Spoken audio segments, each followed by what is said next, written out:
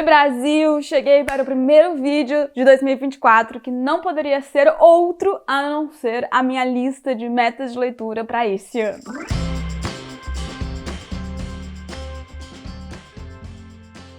Olá, ser humaninho leitor, bem-vindo ao primeiro vídeo de 2024 aqui desse canal. Então, primeiro de tudo, um feliz ano novo para você que tá aqui, lindo, cheio de muita saúde, de muito sucesso, muitas realizações, alegrias e também ótimas leituras. E já que eu entrei no assunto aqui de ótimas leituras, eu já tô aqui pra falar pra você sobre as minhas metas, a minha lista de leitura, porque eu tô muito animada pra ler esses livros. Eu separei 12 livros que eu quero ler durante esse ano, e são 12 livros que eu realmente quero muito ler, muito mesmo. Eu tô achando que eles serão leituras incríveis, fortes candidatos a favoritos desse ano. Mas assim, vocês sabem que ao longo do ano um monte de livro é lançado, a gente cria novos projetos de leitura junto com o clube, então muita coisa pode mudar. Porém, eu separei esses 12 porque esses 12 é o que eu pretendo dar prioridade para conseguir encaixar pelo menos um em cada TBR daqui de 2024. Eu já vou começar logo essa lista, porque ela obviamente tá grande. Então, se tu ainda não for inscrito aqui no canal, se inscreve, deixa o gostei, isso é super importante, vai ter muito livro legal nessa lista e vários livros que vocês também podem ficar interessados em saber um pouco mais ao longo desse ano. Então já se inscreve para não perder nada do que sair daqui, beleza? Alguns eu ainda não tenho na estante. Então vamos começar pelo que eu não tenho. O primeiro que eu quero ler é A Disciplina do Amor, da Lígia Fagundes Telles.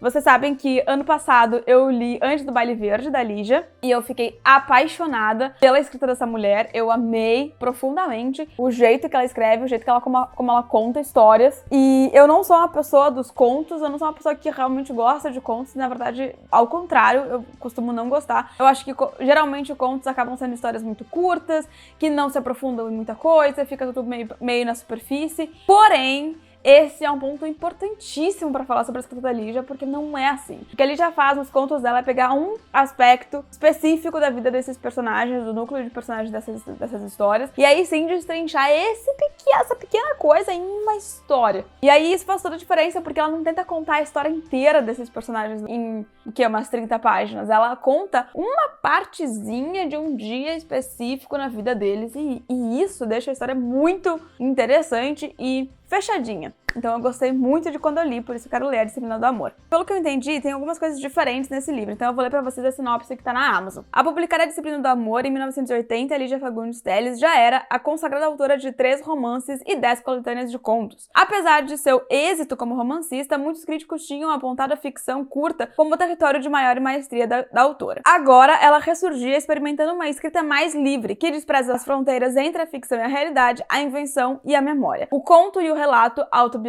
Estava lançado o desafio à separação rígida dos gêneros literários. O resultado foi um dos livros mais bem-sucedidos da autora, vencedor do Prêmio Jabuti e do Prêmio da Associação Paulista de Críticos de Arte. Agora, em nova edição, revista pela autora, no princípio era o caderno, diz logo no início do livro o título de um dos fragmentos, referindo-se aos tradicionais diários das moças de antigamente. Espécie de paródia amadurecida de um discurso da intimidade juvenil, o livro estende sobre o mundo um olhar atento, às vezes desencantado, mas sempre compreensivo e terno, na busca incessante da única hipótese de sabedoria cabível nos tempos modernos. Controlar essa loucura razoável, seguindo o exemplo da disciplina indisciplinada dos apaixonados. Esse é um livro que eu quero muito ler, eu tô bem empolgada, quero continuar visitando a escrita da Lígia. Eu sei que ela tem muitos livros, então eu tô buscando ir pros mais diferentes, os que me despertam um pouco mais de interesse e conhecendo aos poucos um pouco mais essa autora que a gente tem no Brasil, né? Um outro livro que eu quero também ler em 2024 é um que eu fiquei um pouquinho desencantada no final do ano, mas agora voltou essa empolgação para ler, que é Babel, da R.F. Kuang. Eu fiquei um pouquinho frustrada com A Deus em Chamas, eu acabei realmente esperando demais do livro, demais esse encerramento, e me frustrei bastante com ele. Apesar de ele ter sido um livro ainda muito bom, pra mim não foi uma boa conclusão de série. Mas aí no final do ano eu também li um outro livro dela, que é Yellow Face. Já vou falar um pouquinho mais sobre ele em um outro vídeo que vai sair aqui daqui uns dias. E aí a empolgação voltou, porque eu lembrei o porquê que eu gosto tanto da escrita dessa autora, porque que eu me apaixonei pelos livros dela quando eu li A Guerra da Papoula. E aí a vontade de ler Babel voltou assim com tudo. Eu sei sobre o que se trata? Eu não sei muito bem.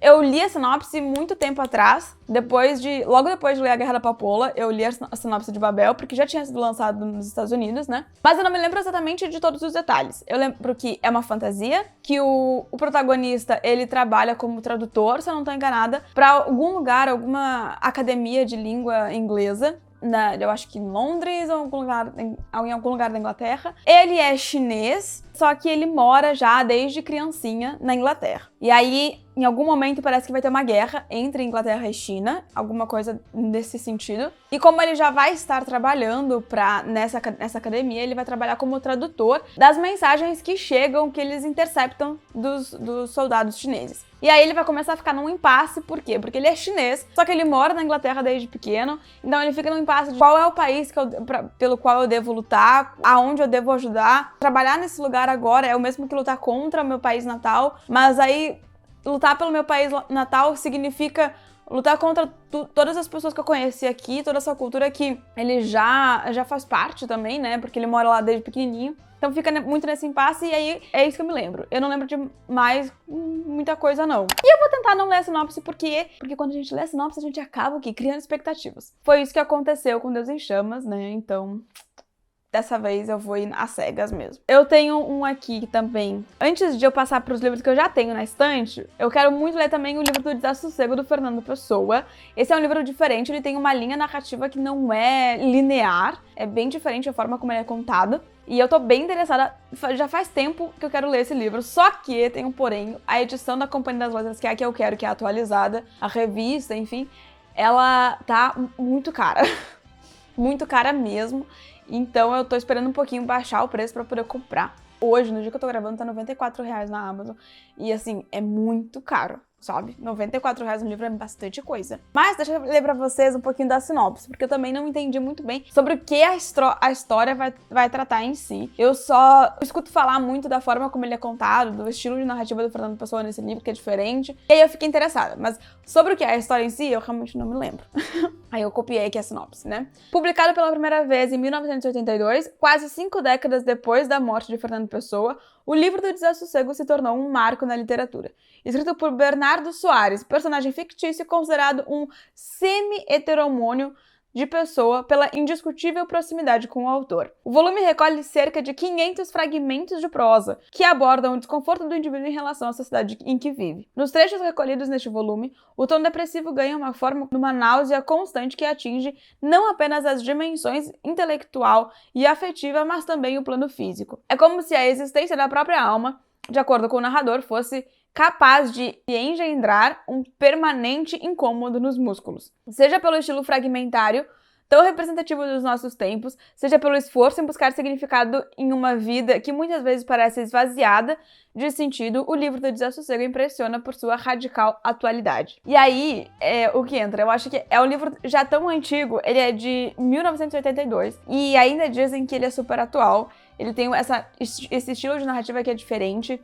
Ele tem esse personagem que é fictício, mas ao mesmo tempo se confunde com a personalidade do Fernando Pessoa. Então tudo isso me deixa muito interessada. Eu quero muito ler esse ano ainda, se tudo der certo. A última meta aqui, que tá fora do que eu tenho aqui na estante já, não é um livro específico, mas é uma autora que eu quero conhecer, que é a Carla Madeira. Eu tenho muita vontade de ler. Eu nunca li por uma série de motivos, de acontecimentos que foram adiando essa leitura. É uma vergonha, porque ela é uma autora brasileira e ela está entre as mais vendidas da Amazon nesse ano. Então, assim, isso é muita coisa, não é da Amazon Brasil, não. Mais vendidas na Amazon. Isso é um feito incrível para nossa literatura. Então, assim, eu quero muito conhecer. Não aconteceu ainda, mas vai acontecer porque tem projeto no clube para isso. Esse ano a gente vai ler todos os livros da Carla Madeira em um projeto paralelo de leitura nacional. Então, eu tô bem empolgada, bem animada mesmo. Vai ser uma leitura muito legal, porque muita gente no clube também quer ler, também quer conhecer. Então é isso, vamos lá, vai dar certo. Carla Madeira, tenho certeza que vou dar check esse ano na minha lista. Agora, vamos começar pelo que eu tenho aqui na estante já, porque já chegou por alguma... Ou eu ganhei, ou chegou na Black Friday, ou enfim, algo aconteceu e fez com que esses livros chegassem aqui. Beleza, então vamos lá. Começando por Americana, esse livro pulou do ano passado pra esse. Eu queria muito ter lido no ano passado e acabou não dando tempo. Quando eu tava com tempo, eu tava de ressaca. E quando eu não estava de ressaca, eu tava com muito projeto de leitura com o canal e com o clube em andamento. Então não deu. Mas esse ano vai dar. Isso eu prometo. Porque eu não posso ficar com esse livro parado por mais tempo na estante, depois de tanta curiosidade que eu tenho pra conhecer essa história. Quem me recomendou esse livro faz muito tempo foi a Cecília, irmã da Ká. Minha amiga mais antiga de todas é ela. E a irmã dela me recomendou Americana há muito tempo atrás. E aí eu ganhei, ano passado, da Úrsula, do Leituras da Úrsula. E eu quero muito fazer essa leitura. Eu tenho muita curiosidade pra conhecer essa autora e essa personagem também. Aqui a gente tem uma mulher que ela saiu do país de origem dela, da Nigéria, em busca de um futuro melhor, de melhores condições de vida, de mais oportunidades nos Estados Unidos. Ela começa a estudar em uma universidade americana e ela começa, assim, a se destacar nos estudos. Ela acaba construindo uma carreira acadêmica muito consolidada, muito forte, muito boa. Ao mesmo tempo que ela vai crescendo na carreira, ela vai sentindo um pouco mais o peso do preconceito dos americanos na época que ela foi pra lá, que é 1900 e alguma coisa. Não tô lembrada do ano exatamente, né? Mas ao longo desse período ela vai crescendo como mulher, vai se tornando uma mulher mais madura e ela acaba também se tornando uma influenciadora digital de sucesso.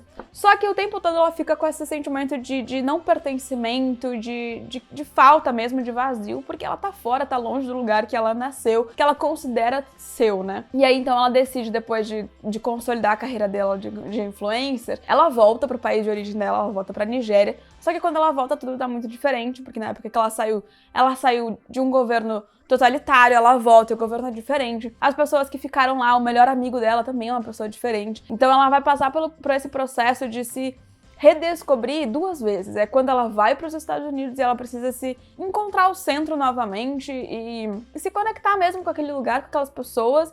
E é quando ela volta para a Nigéria, ela precisa passar por esse processo de novo.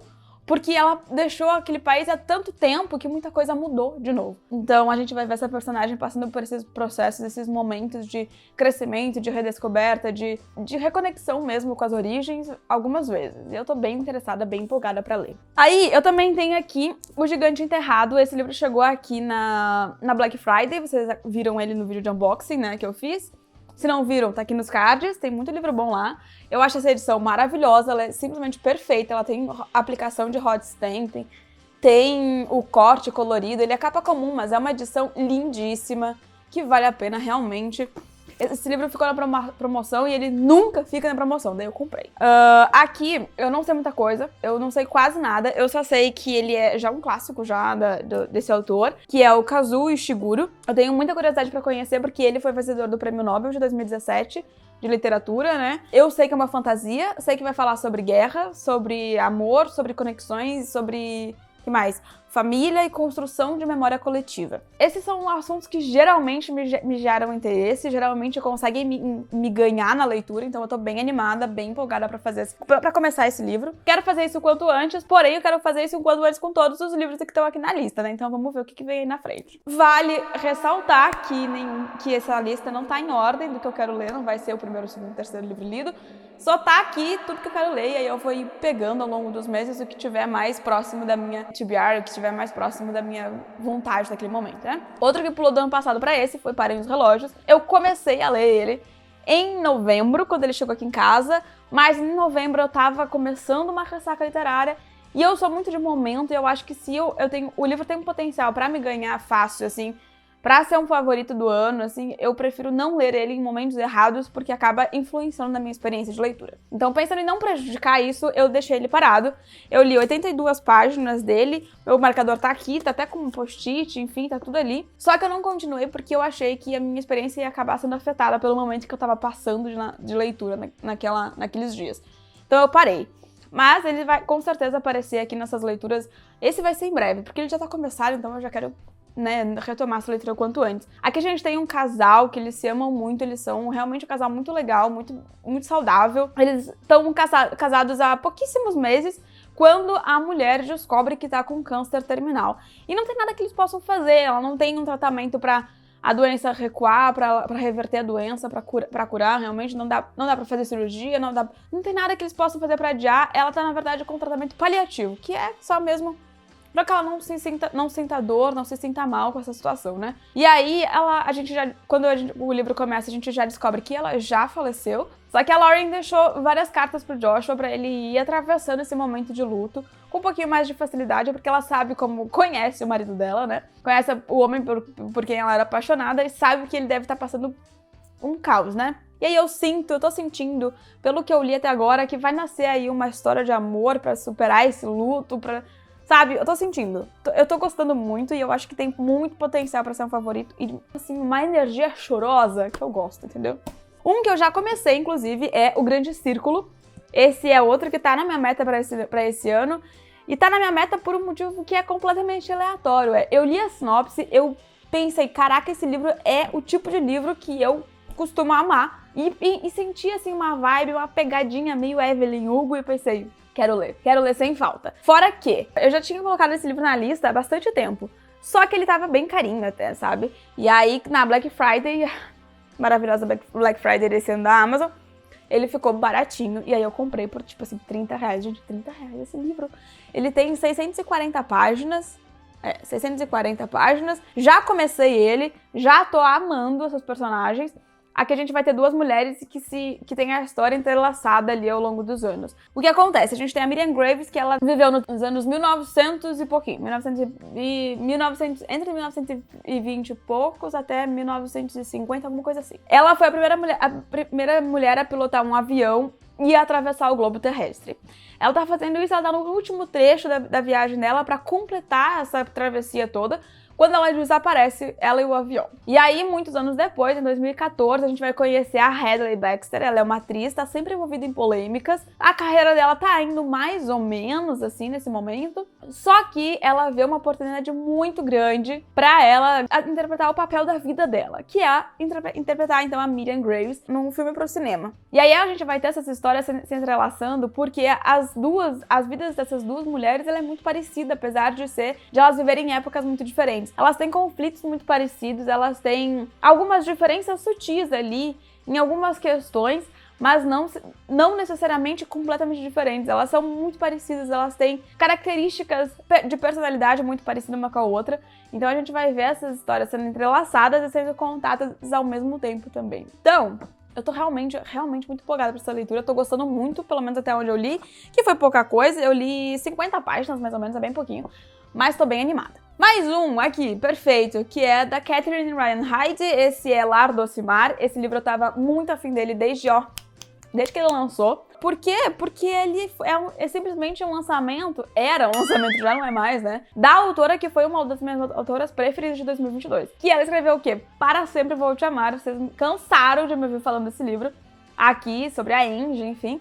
E aí aqui a gente vai ter outra história que vai envolver uma pré-adolescente, se eu não tô bem enganada. De um lado, uma senhora viúva em busca de um recomeço, de outro, uma adolescente que não tem para onde ir. Isso aí. É uma senhora e uma adolescente, e elas vão se encontrar nesse momento de vida que elas estão as duas sozinhas, se sentindo sozinhas, solitárias também, e vão se encontrar e meio que vai, pelo que eu entendi, uma vai ajudar a outra a superar o momento que tá vivendo. E essa amizade vai crescer e vai sendo construída com uma base de apoio mútuo e carinho e cuidado dessas duas pessoas, dessas duas mulheres. Uma viúva já, uma senhora, e a outra uma adolescente que tá começando a vida, cheia de vitalidade e provavelmente algumas revoltas aí, né? Tô bem animada. Quero muito conhecer essa história. Mais um que pulou do ano passado pra esse foi Orgulho e Preconceito, da Jane Austen. Esse livro tava na minha meta de leitura do ano passado, eu queria muito, muito, muito ler. Só que no momento que eu ia pegar ele pra ler, eu tava lendo o Conde de Monte Cristo, e vocês sabem a missão que foi chegar no fim daquele livro. Quando eu cheguei no fim dele, eu não queria ler nada que não fosse contemporâneo, que não fosse uma história que engatasse rápido. Inclusive, ele foi o começo da minha ressaca. Então, eu não queria ler nada fora, sabe, de muitos anos atrás. Eu não queria ler clássico. Eu tava querendo fugir dessa narrativa mais engessada. Porém, apesar de tudo, eu conheço já a escrita da Jane Austen. Eu gosto já. Eu acho que é uma farofa muito gostosa que ela escreve. Emma foi uma experiência maravilhosa pra mim quando eu li, então eu quero muito conhecer. Então ainda tá aqui na minha lista e eu tenho muitas expectativas de gostar. O que eu sei sobre ele? Nada. Não me julga, tá bom? Porque eu não vi filme, eu não vi trailer, eu não li sinopse, eu não sei o que eu sei que tem um casal que se odeia, um é rico, outra pobre, e eles vão ficar juntos no final. Basicamente é isso que eu sei. Mais nada do que acontece. Então, assim, tô bem feliz, tô empolgada pra ir conhecer essa história, assim, no escuro mesmo, porque é como eu gosto. Eu gosto de ir sem saber nada. Mais um que chegou aqui no ano passado, olha só, esse maravilhoso Forrest Gump. Por quê? Porque eu já conheço esse filme, eu gosto muito da história do filme, é uma narrativa que me pega bastante. E assim, gosto muito do filme por quê? Porque temos quem?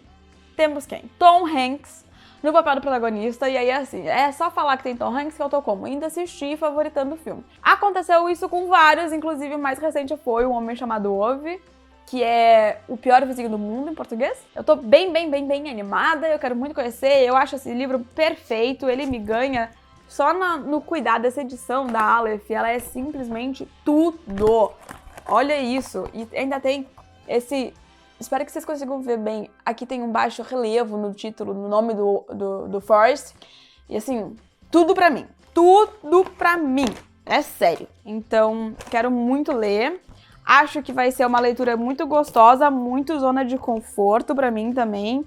Porque é uma história que eu já conheço, é um personagem que eu já gosto bastante. Mas então quero ler isso porque projetos, né? Projetos do canal, vem aí. E aí o último que eu tenho aqui é Assim que se perde a Guerra do Tempo. Esse livro é uma ficção científica, não é um gênero que eu sou muito familiarizada, não é um gênero que me atrai muito. Mas, olha só, por coincidência eu tenho 2 livros aqui na minha estante esse ano pra ler que são ficções científicas. É Assim que se perde a Guerra do Tempo e eu também tenho A Última Contadora de Histórias. Esse vai entrar em algum momento na TBR, mas não que eu vá dar prioridade, né? Esse aqui...